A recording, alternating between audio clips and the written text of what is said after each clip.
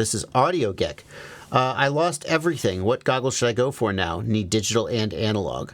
Audio Geek, money being no object, I would get a separate analog and digital goggle. I know that money is an object for most people, but if you want the absolute pie in the sky answer, I think that if you get the HD0 goggles, they're a pretty decent analog goggle, but my gosh, I get so annoyed having that extra module hanging off the side of them. They're so big, they don't fit well in my backpack. When I'm using them, blah, it's hanging off the side. I have to shift modes, go to analog, then to change channels up here. It's just like, and the amount of money that you're spending, I mean, it's not break even, but you know, when you add in the cost of the analog module and the so forth, like, my pie in the sky would be like the DJI 03 goggles or the DJI G2 goggles and the 03 Air unit for like, you know, for like digital builds, and then like the SkyZone 04X Pro for analog, and now you've got freaking $900 in goggles, whatever. So there's more. It's not quite. I'm not sure that number is exactly right, but it's in the ballpark. And like, you know, okay, so if you're trying to do analog and digital in one goggle, well, the HD0 goggle is mighty tempting, but is HD0 the digital system that you actually love the most? Oh, well, I want to do Walksnail. Okay, well, the Walksnail Goggles X can do analog, but it's kind of a bad analog goggle. It's not great at it. It will do it, though, and it's a good Walksnail goggle. So, like, there's no perfect answer there. I can't tell you this is the goggle you should get, because, like, I don't know what your priorities are. Are you going to fly mostly analog and then a little digital? Are you focused on racing or freestyle? Well, if you're super focused on racing, the HD0 goggle might start to look really compelling, and DJI might look really not compelling. If you do more sort of, you know, park flying, well, maybe DJI or Walksnail is more compelling. It's a tough one, and there isn't a simple answer. Kemek wants to know, what do you think about this? I don't know if I can click on that link. Discord, it's in the Discord. But I can type it faster than I can click it. What do you think about this? The Kayou Mini. Reminds me a lot of an Odonata. I'm immediately suspicious. That's pretty cool. That's pretty cool. That's a really interesting way to build a little 2.5 inch. That's pretty slick. Look at that little guy. That's pretty slick. I bet that flies really good. Downscaled 5-inch freestyle filling. 2S battery, love it. Properly scaled down to 2.5 inch. That's pretty slick. I like that.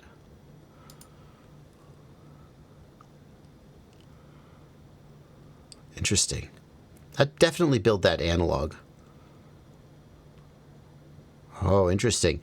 With a built-in VTX, I probably would want a standalone VTX to get. I just feel like you want more output power. But I would probably build it the way they say to build it the first time, just because, like, there's a tendency that I have, and I think a lot of people may identify with that, where you see, like, there's somebody's like, here, build it this way, and you're like, I don't like that, I'm going to do it my way. And then you're like, why does this suck so much? And it's like, yeah, why didn't you build it the way that I said to build it? So I always like first I'm going to do it the way that you said to do it, and then I'm going to try to mess with it and tweak it. But I'm at least going to try it the right way before I mess with it. Pink Whooper, thank you for being a patron. Thanks for joining the Discord server. How do you feel about community's shift from 5-inch to 3.5-inch quads? Do you think we'll see a dedicated 3.5-inch quad page on fpvknowitall.com? So, Pink Whooper, I don't know about that. I feel like the sub 250 page did a pretty good job. It's, you know, needs a little bit of updating, frankly, but you know, I think that sub 250, I don't feel like. I guess the argument would be that 3.5 inch doesn't have to be sub 250, but I think that most people who are going to 3.5 inch are doing it because of the 250 gram limitation, and they want to get around it. So to me, like, the whole, like, if I was willing to go over 250 grams, then, I mean, I've had some fun 3.5 inch quads in the 300-ish gram range, don't get me wrong, but like, I would probably usually rather be flying a 5 inch most of the time. So,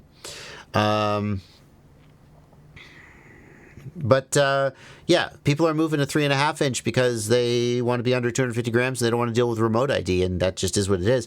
3.5 inch still fly pretty good, you know? So I don't think it's the worst thing in the world.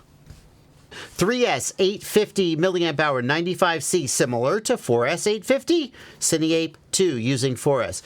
No, it's not similar. It's got 25% fewer cells. 3S has 3 cells, 4S has 4 cells. 3S is going to be around 12 volts, 4S is going to be around 16 volts. The motors on that Cineape are, if they're designed for use with 4S, if you run it off a 3S, then you're going to get not enough RPM out of the motors, and the quad isn't going to make as much thrust. You sometimes can use a lower voltage battery. Like, I've taught people how to fly, and instead of a 6S battery, we use a 4S battery. And the quad has basically 66% as much thrust, but it makes it easier for beginners to learn how to fly. And then when they get a little comfortable, we go to 6S, and then they have more power. So, like, it'd probably still fly, but, like, the question would be, why are you doing that? You're going to get less power and reduced flight time. So it's not, like, a good thing to do. Derek wants to know, how concerned should I be when I hear telemetry lost, telemetry recovered from my radio? That depends, Derek. If you're LQ, so you always want to have LQ link quality in the OSD, in the on-screen display. If the LQ is solid, then the fact that telemetry is going in and out probably doesn't matter. Telemetry is transmitted from the receiver back to the controller, right? So it's an uplink.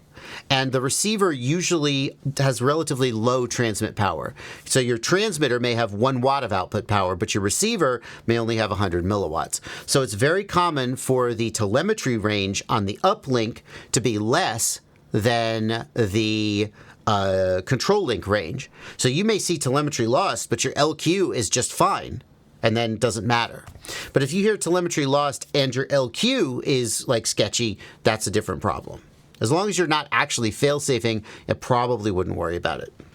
McShaky asks, I ordered a JHEMCU updated GH411 HD AIO F4, and that's what in the box it said, but inside was a JHEMCU F722. Should I consider this a free upgrade? No, get it. Great. F7 better than F4, right? Is there some reason you don't like the F722? I'd consider it a free upgrade as long as you're happy with it. They probably don't care if you send it back. If you're like, hey, you sent me the wrong thing, they'll probably just send you another one. So try it. Be like, hey, you sent me the wrong thing. And they'll say, keep it. You go, well, no, I really wanted that F4. And then if they say, well, send it back, then just ghost them. But there's a good chance that they'll go, okay, sorry, and they'll just reship because they don't want to deal with the return. So, you know, is that unethical? Is that unethical? Is it? Your call.